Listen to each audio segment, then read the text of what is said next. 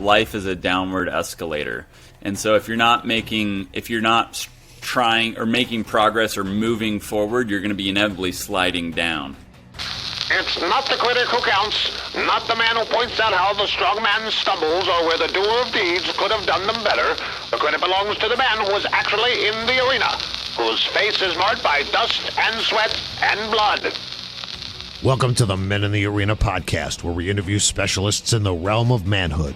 Each of our guests is an expert in their chosen field or cause as it relates to men.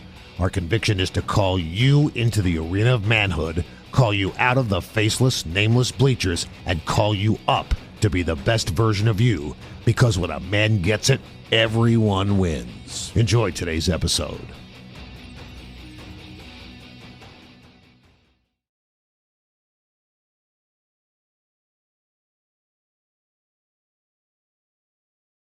Men in the Arena Army, we salute you. Guys, we thank you for listening to this episode of the Men in the Arena podcast. I'm Jim Ramos, and I'm here with Dale Culver, my good friend of many, many years gone by, and the producer of this show. How you doing, man? I'm doing great. It's just like your marriage when you say it's been 30 years of bliss.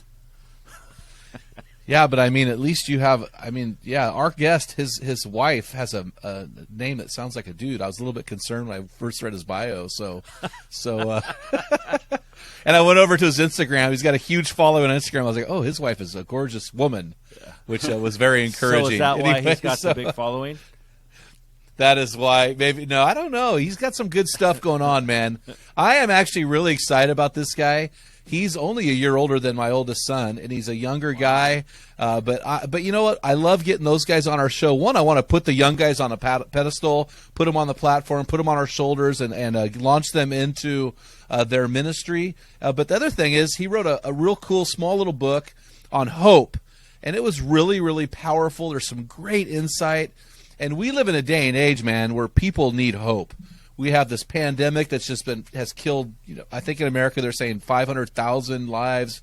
And, a lot of people are, the election has just come and gone, and there are still people, worked up over the election. We're just in a place where we need hope.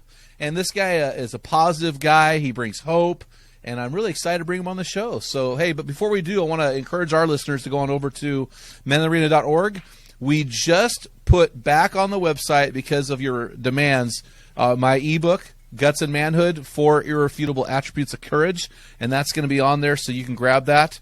And we'll do that for, I don't know how long we'll do that, maybe a month or two. And so we just want to bless you guys. And we had one group had me speak at their meeting. They had like 30 guys on a Zoom call, and they all printed the book and showed me the book. So they mailed me a copy of the book I wrote. It was a little embarrassing. Anyway, so head on over there, guys. Hey, Dale, do you got a man word for us today? I do. Dude, stop. If you say hope, you're fired. Vanilla. If the man word is hope, it's over. No, it's not hope. I like this one. It's catalyst. No. It's catalyst, isn't I it? guess. You know it is. It's optimism. Oh. Yes. I like to Got think me. that I'm optimistic. Look on the positive side. Hey, it's going to be okay. It's going to be fine. Whenever you and I plan big events and stuff, our wives are freaking out and the rest of our team, and we just go, it's going to work out. Don't worry about it, guys. And we always do well. But yeah, you are a very positive guy. positive Better to be guy. optimistic than to be negative and just think, the world's going to end. I'm going to go hang out with Eeyore, So. Well, I think you're positive, and you're one of the most positive people I know. I think having a positive outlook is a result of a guy who has hope. And when we lack hope or we lack trust, we seem to see the world as a half-empty glass. And so I think that's a powerful word today. And so thank you for that. Speaking of hope, our ministry, we're all about helping men become their best version. We believe when a man gets it, everyone wins. And so we love to hear your hero stories. We love to get your reviews about this podcast, so we can celebrate those with the men from 122 nations that downloaded this podcast last year. So keep sending those to us. So do you have one, Dale? Do you have a hero story today? And when you send that, guys, we will celebrate your hero story, because you are the heroes, and we will send you some swag. Sweet. Yeah, I have one, Jim. It's Scott from... Well, thank you, Dale. Yeah. At least we're not canned here. Okay. This is Scott from Oregon. Oregon. It's Oregon. We are the one state in the country that is very, very liberal voting, but man, do not mess with the guns in Oregon. That's right. I am not kidding you. So, okay. So he said, I think you nailed it from the opening pages to the conclusion. Courage is 4 things. A, personal choice. Character trait. 2 is a character trait. 3, call to action. And 4, a sign of strength. I will be returning to the meat of this book over and over again. So thank you for that, Scott. Oh, that's cool. Send us your info. Email us at info@meninthearena.org, and we'll hook up and send you some stuff. And I don't mean hook up like go out to dinner or anything, but, there you go. Man, that was rough. That was rough. Hey, today I want to bring our guest on the show, our new friend, Thane Marcus Ringler. He is 28 years old, and he was married to his beautiful wife of 1 year, Evan Ryan Ringler. And so, yeah, I was joking earlier. I went on his Instagram page. I was like, Evan Ryan? Who is this guy married to a dude? And I was very encouraged, Thane. She's a beautiful woman. So good job. The key word is woman. And so, so congratulations on your 1 year COVID wedding. But let me read about Thane here. So Thane is a former professional golfer. He has turned speaker, writer, and development coach. He hosts the Up and Comers Show, which is a podcast about the process of becoming and living with intentionality. Today we are talking about his new ebook called Catalyst for Hope, Unlocking Energy, Optimism, and Your Full Potential. I'm really excited to dive into this book. But before we do that, welcome to our show, Thane. It's really awesome to have you on the show, man. It's great to be here, you guys. It's been fun watching you with the intro here, and I love the energy and just the fun you guys have with this outlet, along with the impact you're creating, which is, I think, understated to say the least. So I appreciate your work and your hearts in that. Yeah, thanks. And, dude, he's got a great voice for radio. Yes, he does. And he's even handsome, Dale. I mean, we got a great voice, but we're like ugly guys. So it's good to have you on the show, man. And I just really appreciate sometimes when you're older, I'm 55, right? So my oldest son is turning 28 here in March. You forget what it was like when you were younger. And so I really appreciate what you're bringing to the table and your wisdom and humility. And I think you've got some great things to say. And I really enjoyed your book. You had some real cool twists to the book, and it was the way you wrote it was engaging, and it was catchy, yet it was deep, and it caused me to think. And so, from a guy who reads about 50 books a year, I think your book was the 16th book I've read this year so far. I really did enjoy it, and I really like the short books because I can read them faster. Yes. So thanks for that book, man. I think it's a message that we really need to hear today. A question. You sent that to me in a PDF. Is this a physical book or is it an ebook? It's both now. So it's cool. available on Amazon, physical or ebook. It started out as an ebook, and now it's both. So, yeah. And so what's the word count? About 15,000? I can't remember the word count off the top of my head, but the actual book is like 80 pages long. So. Yeah, it was about an hour read for me. So for guys that don't like to read, this is perfect. Mm-hmm. And so what I'm going to do, Thane, is we're going to throw you into the fire in just a second. But before we do, I want you to give our readers some background and history. Who are you? What makes you tick? What are some things you enjoy? Just give us some context. Totally. Yeah. You said it well. I'm a young man, and I hail from Kansas, so the middle of America. That's where I grew up, Hutchinson, Kansas, small town USA, great place to grow up. And I ended up going to college in LA at the Masters University of Christian School out there. Oh, yeah. Played golf for them, and then ended up turning professional and competing for about 4 years on different developmental tours across the U.S. and then overseas on the One Asia tour for a season.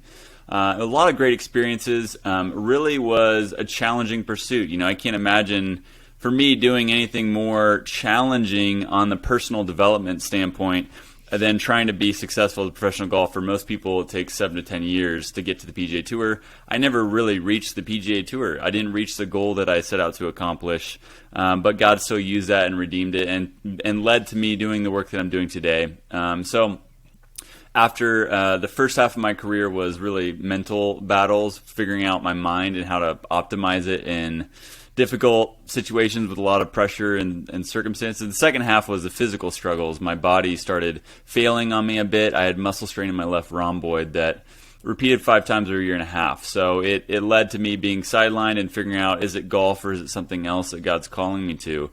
And as I sat with that, asked that question, meditated, and sought counsel, it really became clear I could be more effective outside the world of golf than within it, just how he's wired me, the experiences he's given me, and what I feel called to and passionate about. And so I decided to pivot, and it's been an interesting journey ever since, the last 4 years of figuring out entrepreneurship and what wearing these different hats look like and how to make it impactful for others, but also sustainable for myself and now my family, as you mentioned. So it's been a really fun, interesting, and learning journey for me, and I've got a long ways to go, but I'm really grateful for what it's held so far. Well, that's cool, man. So now, just a point of clarification. In my brain, I'm running through the rhomboid, and I can't for the life of me, I think that's down in the glute area, but I can't remember. Where's the rhomboid? It's kind of the shoulder blade, basically. It's a small muscle that attaches the shoulder blade to the spine, I believe. And it was in the swing, it's like right through impact is where it pulls through. So very golf specific. But yeah, not quite in the glutes. It's a tough one. It's a small muscle. I was like way off. So the psoas muscle in the glutes, that's easy to memorize. Mm-hmm. But the rhomboid, okay, rhomboid. All right, well, there we go. Hey, I got a question for you, man. So you're a Christian. Mm-hmm. Let me rephrase that. You're a follower of Jesus, and so you're a professional. We're a professional golfer, and we know the mental game that goes there. How did you balance the mental human potential aspect of the game with your faith in Christ? Where's the balance? I mean, in your book, you love to find balances, this versus that. Where's the balance between the mental side of it and the mind for Christ? It's a great question. I love that question because it's such a long journey to try and find an answer to it, and there really isn't a final answer to it. I think that the beauty of living in tensions is that they're never fully resolved. You know, you don't. If you resolve it, you're on one side or the other, and that's not necessarily the place we want to be. So for me, you know, I had to deal with a reckoning in my own life. So for me, I lived a life with a lack of integrity for about 7 years, starting in high school, where I said one thing and did another. And, you know, as a follower of Jesus, you can say you claim to be, but you living that out is a much different thing. And so for me, I started this wayward journey in high school where I'd say one thing and do another and thought I could get away with both. And God really brought me back to him in college through, you know, over those 7 years, he was constantly, you know, trying to wake me up, and I didn't listen, and I was too hard-headed and hard-hearted. But finally in college, he really broke me of that by exposing a lot of that hypocrisy through just a moral failure with our team, where I was a captain of the golf team junior year, and we made decisions that broke school rules and were just not helpful, and led to us missing out on nationals my junior and my senior year. As a result, and really what it did was expose this lack of integrity in my life to all those who I cared about. And so from that point on, it really was a new journey with what you're talking about of mental strength with also a reliance on Jesus. And so I had to relearn how to live with integrity in that pursuit and compete as a golfer with a more honest and real relationship with Jesus.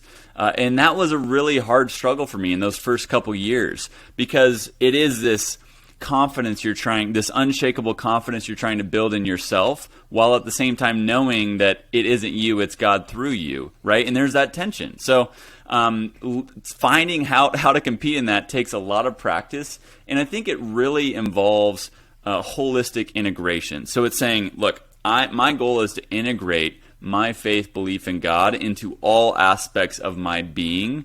And that explicitly means in the golf world, I know that all things are for my good and his glory, and it's from his direction and proddings that I get to experience this now. And my stewardship of that is to do the best that I can. And so I'm going to discipline my mind. I'm going to create systems and structures that will help me produce my best results, not for my glory, but for His. And for me, the thing that limited me in that pursuit the most was my overbearing, my tendency to be overly responsible, I guess is the best way to say it. Because I had investors, so I formed a business plan around myself, and I was blessed with investors pouring in their money to help me pursue this goal with hopefully the return financially down the road. I took on too much responsibility for that money. I was overly stewarding that, meaning I put more pressure on myself to perform because I didn't want to let them down.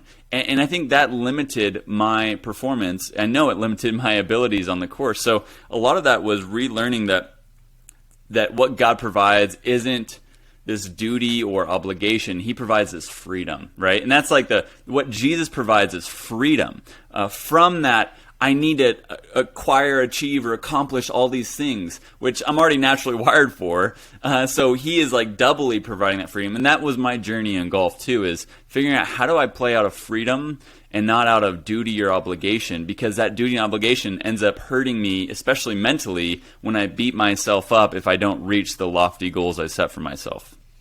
Yeah, that's really good, man. So freedom versus obligation would be the same as saying religion versus relationship. And so there is, and I really appreciate your statement of this holistic integration, which is, to bring the whole man to the game, mind, body, spirit, and to give God the glory. And I think that's really cool, man, because God puts us on display. I think this is something the church shrinks back at, right? They say, oh, no, you shouldn't be on display. You should be humble and meek and anonymous. And I totally disagree. I think that God wants to put His men on display, but He wants men to put Him on display who will put Him on display. Mm-hmm. So we're not the end game, right? The end game is not to make money golfing. The end game is to glorify Jesus. So I really appreciate that. And I appreciate your book. Your book, you call it a book of hope, but when I read it, kind of a sidebar is it's a book of tension. Mm-hmm. You draw out a lot of tensions, and we live in a life in a lot of ways. Our faith is paradoxical in nature. Our life is paradoxical in nature. Can you unpack some of these paradoxes and how they weave through your book? Totally. It's been fun to, as you mentioned earlier, the podcast I do is really my co-founder of it, Adam, who I went to college with. He coined this phrase, having intention in the tension, because life has these tensions that we live in, these paradoxes, and we can't reconcile them fully, but we can live with intentionality in the midst of them. And so that was kind of the mantra we coined from that. But it has been on my mind a lot over the last 4 or 5 years. And as I wrote this book, I think when I think about concepts and ideas, I think about what I believe, but then I also think about kind of the opposite argument. And I think there's truth in both of those often. And a lot of times God is in the middle of these kind of extremes, especially and that's what faith is, right? It's holding the tension and saying, I still believe, and I'm not going to rest on either extreme. And so with hope, it comes down to, I kind of wrote it with alliteration in mind, with the 4 different elements of P's in a sense. So in process, progress, possibility, and purpose are the 4 P's. And really, it's just these shifts in our perspectives, these reframings of the way we see something that can unlock a lot of hope, which then produces a lot of energy, a lot of optimistic outlook, as we were talking about earlier, and a lot of motivation and fuel to keep moving forward. Because especially as men, as you guys highlight so well with your show, God has called us to be, I love how Andy Crouch puts it, creators and cultivators of culture, right? So we're creating and then we're cultivating, taking care of. And as men, we have a kind of a baton to take charge and bring that into fruition and live committed to that calling. And I think the bane of man's existence is passivity, and that you see that all throughout the early scriptures, right? Starting with Adam, moving all the way through every founding father of our faith. So we're not alone in that. That's the battle, And so with these perspectives, it's saying, look, even in a year like COVID, even in a year where so many things are different or going opposite of what we'd hoped or expected, there's still hope to be found in that. So in process, right? The fact that we are all in process, that the journey isn't over yet, that God's not finished with us yet, that is something that brings so much hope. And that means even if I just took a step backwards, it's not over yet. I'm still in process. I still can make strides and gain and grow, and I will, because I know God is faithful in that. And so we can see something that's negative or harmful or feels like a failure and realize, but it's not over yet, right? Like, we're still in the journey. We're still on the process of becoming, and that unlocks so much hope in just a simple way. And I can go through all of them if you'd want, but that's just one example. Well, I think that's really important, man. Philippians 1:6 says, "For I am confident of this very thing, that he who began a good work in you will carry it on to completion." So I think that's important, man, that we're all in process. Okay, you lost your job during COVID, or you lost a loved one during COVID, or your candidates didn't win the election, or you're too fat, or too this, or too that. We are all in process, and it ain't over till it's over. So that is a huge catalyst of hope. Your second one is not only are we in process, but we need to see the progress. Mm-hmm. Can you unpack that one? Yeah, I think we all have a tendency to have lofty ideas of what progress looks like. We have a tendency to think that progress looks like giant leaps forward. And so because of that, I have to set myself up for this massive leap to the 10th step of wherever I'm trying to go. And that never happens. There are no shortcuts to success. There are no overnight leaps to the 10th step of where you want to be. And if we return to the idea and the understanding that progress happens by baby steps, by one step at a time that can be happened and made daily, that allows us the freedom to say, okay, you know what? My one goal today is to make one step forward, and that is attainable, and that is something that I'm going to do. I'm committed to doing that. And by doing that over a long period of time, we see a lot of progress. And so that's where that piece of reflecting and looking back and seeing the progress that we have made, because usually in the moment we don't feel it, and as a golfer at a high level, this was especially true. I'd spend hours and hours every single day working on my game, but you reach such a level to where seeing progress is almost impossible, right? The progress is so small at that point that I can't tangibly see it, and that was hard. That was one of the hardest parts about being a professional, is that I'm not tangibly, visibly seeing the progress every day that I'm making, which can be defeating. You have to trust that you are, even in those moments. But most of the time for us, we won't see it as much in the day-to-day. We just have to trust that taking one step is that process. Well, in your book, Thane, you said something, and I don't know the exact quote, but I thought it was powerful. You talked about baby steps, but you said that they're actually smaller than the baby steps. So how important is it to have someone like Evan, your wife, in your life, or a friend in your life, to help you track those things that you can't see because they're so small, they're almost indistinguishable at times? Totally. Yeah. Having that outside person is objectivity. Ultimately, we are very subjective, especially in our view of ourselves. And so having a partner like my wife, or having a really close brother or friend like you're talking about, is instrumental and monumental in being able to see ourselves clearly and to bring encouragement and hope. Because a lot of times, I don't know about you guys, but I think most of us are usually our worst critic, right? We're hardest on ourselves. And the voice we hear is usually negative about ourselves.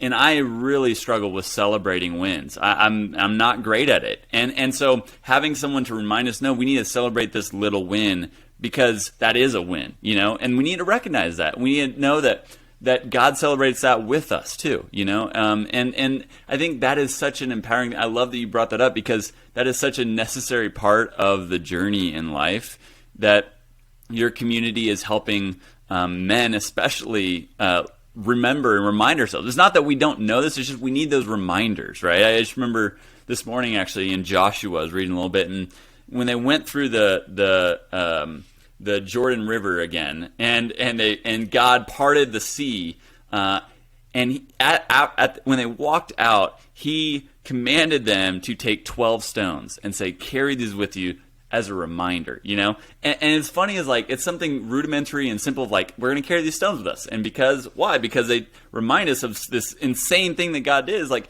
do you really need a reminder that he parted the Red Sea? I mean, that's the most insane thing you'll ever see in your life.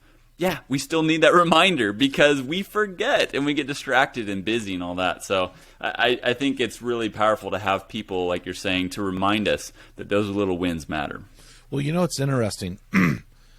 I don't think he had them do that after the Red Sea. I think it was after they crossed the Jordan into the Promised Land. Jordan, yep. That's so you bring up even a bigger point there, Thane, because it's almost like God said, okay, they didn't remember the Red Sea. I parted an ocean and killed thousands of soldiers and their horses. So now we're going to cross this little river, and they are going to build a pillar of 12 stones.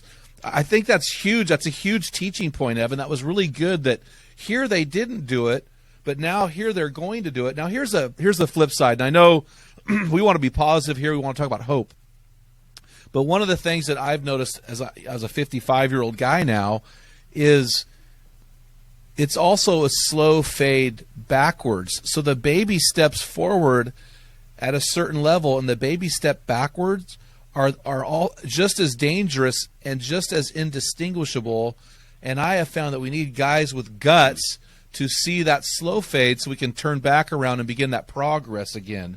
Have you seen a lot of that? Yeah, great point. I think one of my mentors back in college at a Bible study made the metaphor that life is a downward escalator. And so if you're not trying or making progress or moving forward, you're going to be inevitably sliding down. And he kind of referenced Colossians 3 as like up escalator and down escalator behavior, which is a great metaphor. And I still remember to this day. It was that good. Yeah. Oh, yeah. But you're totally right that I love this idea of self-leadership, and I create a couple courses online for it, because this idea that we're so big on this idea of leadership, but we don't realize that if we don't start with ourselves first, then leading others won't be helpful either, usually for them or especially for us. And I've experienced that for myself. As I mentioned earlier in college, I'm the captain of the golf team, and I'm not leading myself well. It led to a failure for all of us, and that's really painful.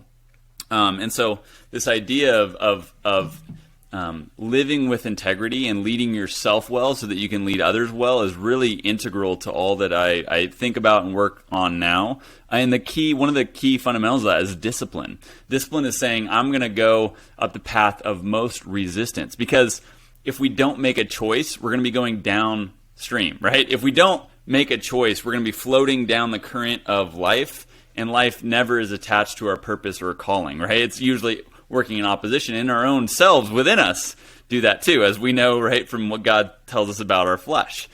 And so this idea that discipline is saying, I'm going to go upstream, which requires effort and intention, that I have to paddle and I have to have a reason why I'm paddling, or else I'm not going to. And so if we don't make a choice, we're going to be going downstream, which is why I think what you're saying with fading is so important. We don't recognize it when it happens, but over years of time, we end up as a person that we never imagined we would be. And it's especially discouraging for us as men, because I think one of the core drivers for us as men is being committed to a higher calling that God has placed on our life. That is something that is pretty universal for men. And for us to end up in a place that we never imagined because of the slow fade that you're talking about is one of the most disheartening places to be. And it means we're going to have to do a lot of harder work to dig out of to get back on path. That's really powerful, man. Guys, I want you to hear what he's saying. Live things don't drift downstream. That's what dead things do. Mm-hmm. And upstream is a battle. It's progress. It's a fight. So that's your second catalyst of hope. Your third catalyst of hope is understanding. These are all the P's, right? Mm-hmm. Understanding the power of possibility. And then you write in your book that this helps us to tap into the full potential that lies within our souls. Can you unpack that? It's funny. I think in America we're so rational and logical based on science and reason that we fall into this realm of probability, which I contrast it with in the book. And I think to our detriment. So if we think about probability, it's a very scientific thing that the chances are this will happen and this won't happen. And a lot of times we operate our daily lives in that way, which again is much more of an adult thing versus a child thing. Children never think this way. They don't think in probabilities. They're just like all about the possibility. They live in that. Yeah. And that's why God calls us, partly why God calls us back to becoming a child again. Like, I want you in awe and wonder of who I am so you can actually see and not be clouded by what you already think you know about me or the world. And so this idea of possibility is kind of the counter term to it, is saying, look, there is so much more possible than we often give ourselves credit, or especially God credit for. And if we can lean into and live in the possibility, then we can unlock a lot more potential within ourselves. You know, in golf, it's funny. It's like when you approach a shot in golf. So say there's water on the right, and you've been missing your tee shots to the right a little bit. So when you get to that tee shot, you're saying, okay, don't hit in the water, don't hit in the water, don't hit in the water. That's a negative affirmation, and it's going to lead to you hitting in the water, right? Yep, absolutely. And probability would even probably indicate that you would think that you probably will hit it in the water. But if you say, what kind of shot is possible? What do I want? What type of shot do I want to hit? And envision that and imagine that. It's amazing what the body can do. The body can execute a clear vision that you give it way more than following a negative affirmation, because it will just go to the place you don't want it to go. So that's kind of an illustration to say that by envisioning what is possible, and I think this is what's important in possibility, is knowing the distinction between what is improbable and what is impossible. On the flip side, yeah, for sure, you know, there are things that are impossible as humans, right? Running a 3-minute mile, that is impossible. Is a 4-minute mile impossible? Most likely, but it's more improbable than it's impossible because people have actually done it, right? So yes. For us to fly, that's impossible. But for us to run a fast mile, you know, that's improbable. We can maybe get there. So knowing that distinction is also really clarifying in what the threshold of is what is beyond our current grasp, but not necessarily outside of our current reach. Yeah, I really appreciate that. And you know what I found, Thane, is the older I get, the more I have to really understand the power of possibility, because it's a greater challenge to see that. You talked about being like a child, right? And so the older we get, the more locked in we get. Mm-hmm. And so we tend to lose hope in this possible world that's in front of us, because that world that's in front of us is getting smaller and smaller and smaller. And so I really appreciate that, because that really does give us hope. That gives us hope. I have a friend of mine who's in his 60s who had to make a career change after 27 years, and he was struggling with that, and now he's got renewed hope. And so I think that's a very powerful, very, very powerful point when we talk about catalysts of hope. And your last one is, and I think in the book you called this the superpower of men, and I think this is a superpower. And guys, I want to let you know that you can go on over to episode 415 of the Men in the Arena podcast. I actually train guys in this, but this fourth catalyst is living on and for purpose. And in your book, you said this brings the rally cry of hope front and center for each day that we are blessed with this beautiful dance of life. And that's just a powerful statement. Talk to us about purpose and manhood and hope. Well, I'm preaching to the choir here. You know, like, I think we all have heard and understand purpose as being vital to living a healthy life, especially as men.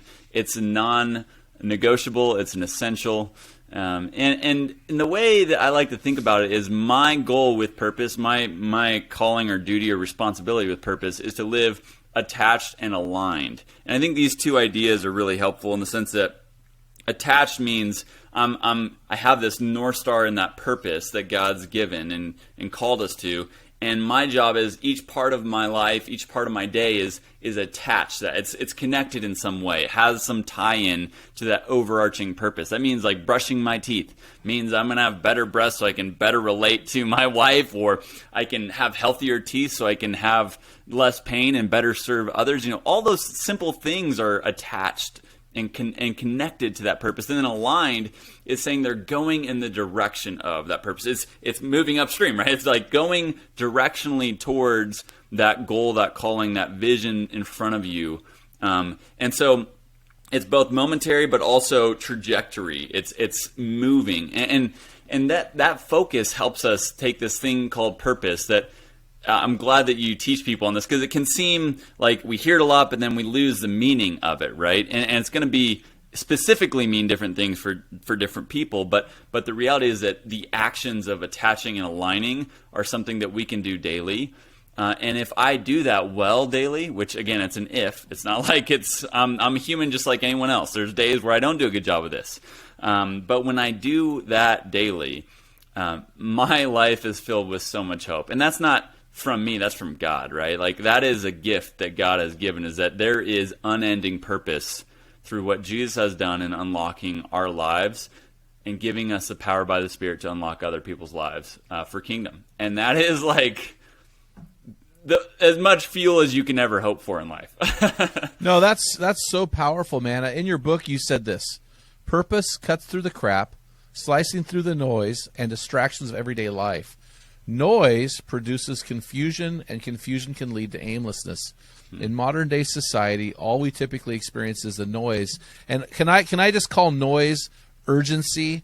When we get locked into this world of doing the urgent things, that's the noise. And so this is really fun that I have you on the show today, because I knew my why at 20, and I wrote my why on paper at 28, which is how old you are. So obviously you know your why. My question is, Thane, how did you discover it? What processes did you go through?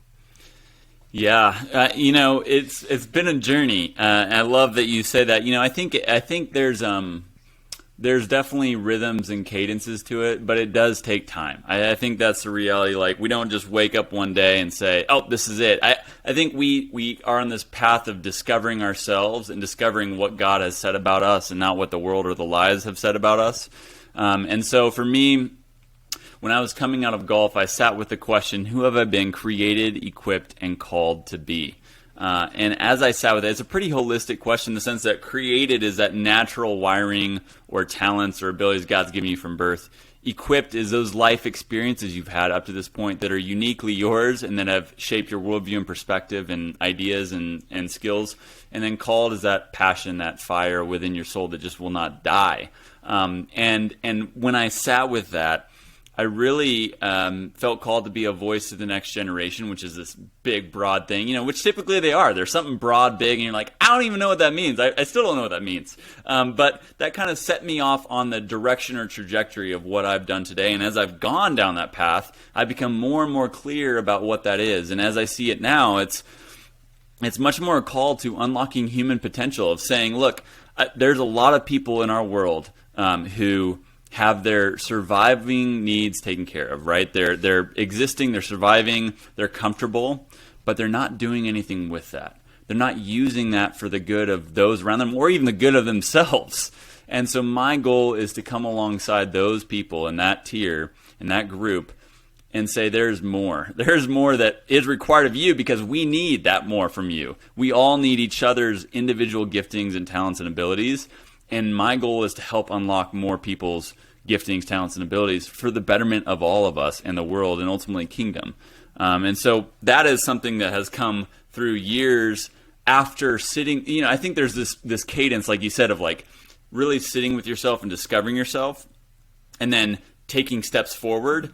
And as you take steps forwards, it will refine into clearer and clearer vision. We don't get that clear vision by just sitting and waiting for it. We need to take action. And that's the faith piece that God always calls us to. He's going to speak, He's going to talk, He's going to tell us, but it's not going to become clear until you take action on it. Well, speaking of action, on page 11 of your book, you said this: just because we are in process doesn't mean there's a guarantee of progress. In fact, without intention, paired with exertion, there's one of your paradoxes. I love it. There will be little chance of growth. And so I personally think, I see this as function over form, words over action. Can you talk about the tension that men experience between intention? And I love the word exertion, because when I hear that word, I'm hearing blood, sweat, tears, Teddy Roosevelt, Men in the Arena speech. Talk to us about intention versus exertion. Yeah, I think nowadays there's a lot of more resources available for helping us think well about what it means to be a man, what it means to live on mission, what it means to be a good leader. All these really fundamental things that we think about or face as men in our lives. And so we can start having a really well-informed mindset, a well-informed knowledge base, an idea, an intellectual ability of discussing this, having a great conversation, right? Like, this is really engaging, and this is really all the mind and intention, right? But if I'm leaving this conversation with you guys and then going and not living at all what I'm talking to you about, if I'm not actually embodying this in my life, if the people in my community, my wife, or the people that I know aren't saying, oh yeah, that's who he is, and they're saying, he said that, but he's over here, just doing nothing with his life, sitting on his butt, not really making an impact in his community, not really trying to follow what he preaches, that has zero credibility. Zero credibility. And it shouldn't have any credibility. And so that intention plus exertion means that people are going to follow what you do way more than what you say. And words are really cheap.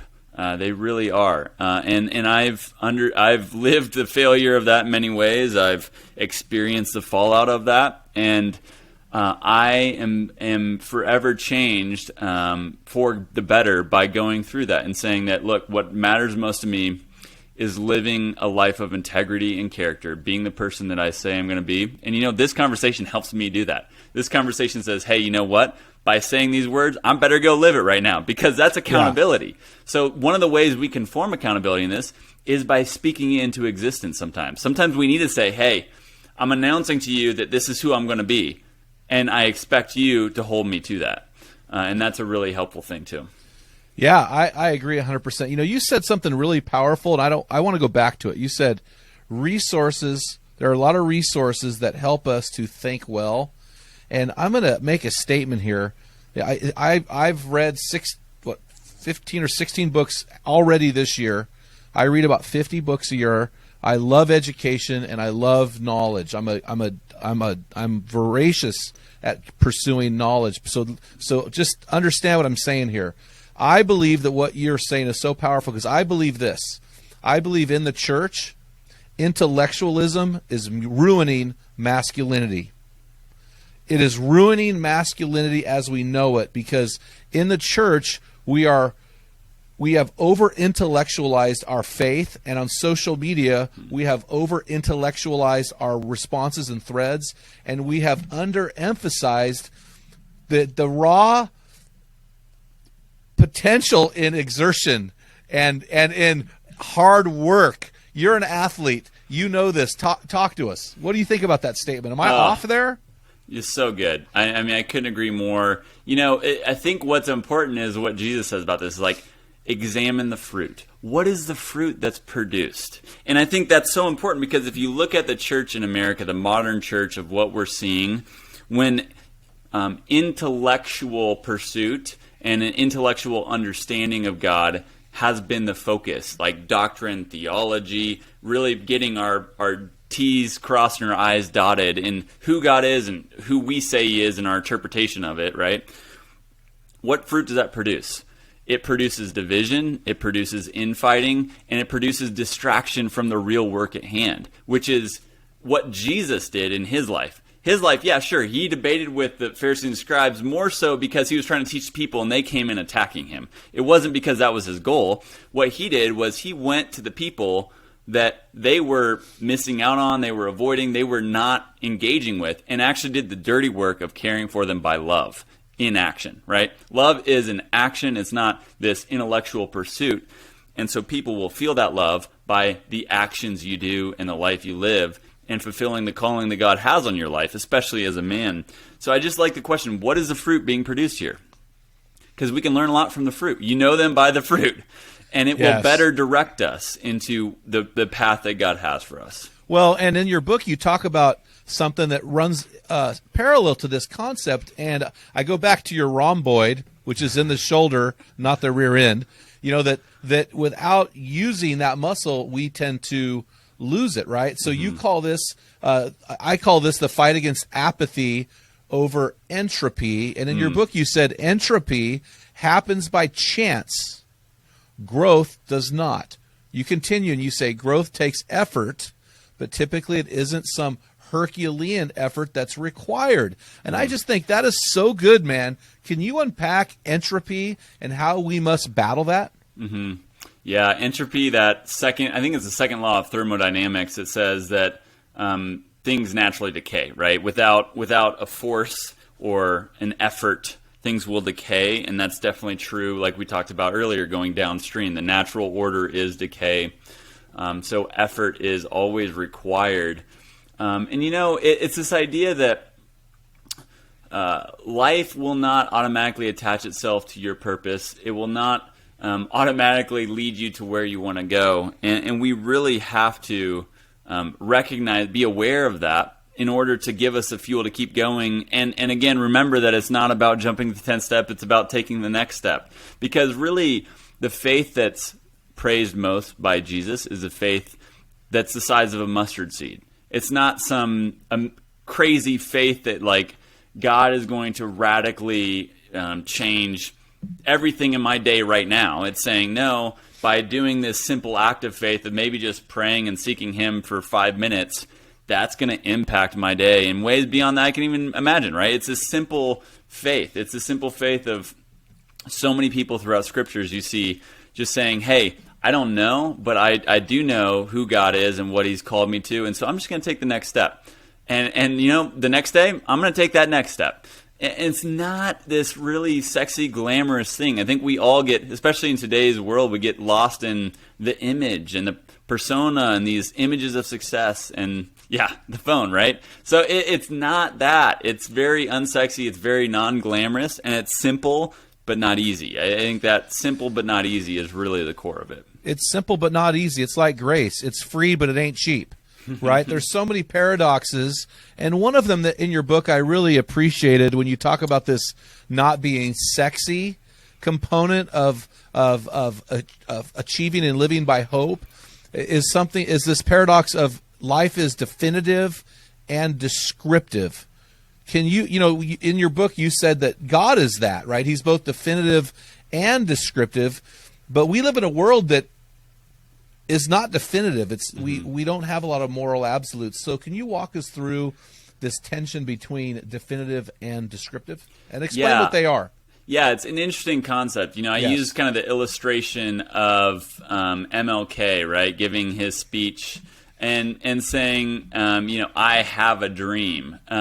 And this idea that, like, that is descriptive versus definitive, in the sense that if he said, I had a dream, that's defining what happened. Descriptive is carrying it forward, saying it's still happening. I'm still carrying this forward.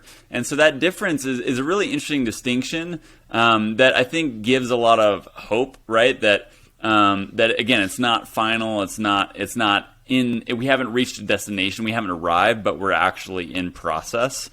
So the fact that something is descriptive is saying that, you know, it's still continuing to happen, right? And I think that's what's cool about God is being both, is that He's defined and this is who God is. He doesn't change, but what He's doing is still moving and moving forward, and it's still furthering. It's not over, right? It's still in process, and it's still being described through our actions and our partnership with Him. And it's just a kind of a fun wordplay that allows us to understand how much in our life are we defining versus describing. Because if we define things, then that ends up eliminating what God can do through it. But if we describe it, then we leave it open to God continuing to work through those narratives or stories that we experience in our own life. No, that's really good, man. And this is what I appreciate about your book. I got to tell you the story. I was in Montgomery, Alabama last week for a speaking engagement, and I went, which is the state capital, by the way, of Alabama. And when I went there, on one side of the street is Martin Luther King Jr. You just mentioned him, his church. 100 yards from there is the first ever Confederate Capitol building. And I thought, wow, what a paradox. What a tension between the two, And we're running out of time here, man, but I want to end with this one, because this is another paradox that you bring up in having this life of hope. And it's this. On page 28, you talk about making life happen versus letting life happen. Can you unpack that? Yeah, my tendency is to make life happen, and letting life happen is a much freer place to be, in the sense that when we understand that we don't control hardly anything other than our thoughts or even our actions, then we can understand that there's way less things that we can control, and we should spend way less time trying to control them. If we can just focus on ourselves and saying, look, I can't control most things outside myself, but what I can control is taking the next step, and I can't control who I am and what I'm trying to do, then I'm going to spend most of my energy on that and let the rest be. And I think that's the place God wants us to be, in the sense that God doesn't call us to figure out all aspects of who he is. He just calls us to be faithful to follow him. God doesn't call us to resolve every political tension in the world. He just calls us to try and redeem it for his good, right? God doesn't call us to convince everyone of our specific interpretation of his scriptures. He calls us to pursue unity and love. And so it's stop controlling things you can't control and focus on yourself. Isn't that the message of the book, in essence? Stop controlling things you can't control and control yourself. When you grab a hold of that concept that you just put out there, that brings us hope. And that's that's what the whole book is about, man. So I appreciate that. So, hey, Thane, so how can our guys get in touch with you if they want some personal coaching, or if they want to get a hold of your resources? Yeah, thanks so much, Jim. This has been a lot of fun. ThaneMarcus.com is the headquarters for all that I do. I've got links on there, books, podcasts, online course, or you can reach out. I'd love to start a conversation with anyone. You can tell I'm pretty pumped up and energized about the stuff, and nothing gives me more joy than coming alongside others in the journey.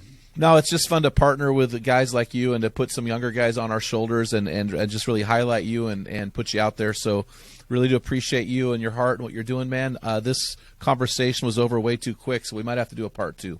So appreciate that. Hey, guys, let's get some boots on the ground here. What are we going to do because of what we heard from Thane and his book? What are we going to do? How are we going to respond? So I'm going to give you 2 potentials here. One is go hit Thane up on his website and look at the stuff he's written on figuring out your purpose. The other is to go to listen to episode 415 on the Men in the Arena podcast, where I outline how do you craft your purpose statement. So we want you to find that purpose. Remember, it is your superpower. Thane, thanks so much. Come on the show. Dale, drive us home, brother. Yeah, guys. Come on. Yeah, guys, head on over to meninthearena.org and get your free download of Jim's book.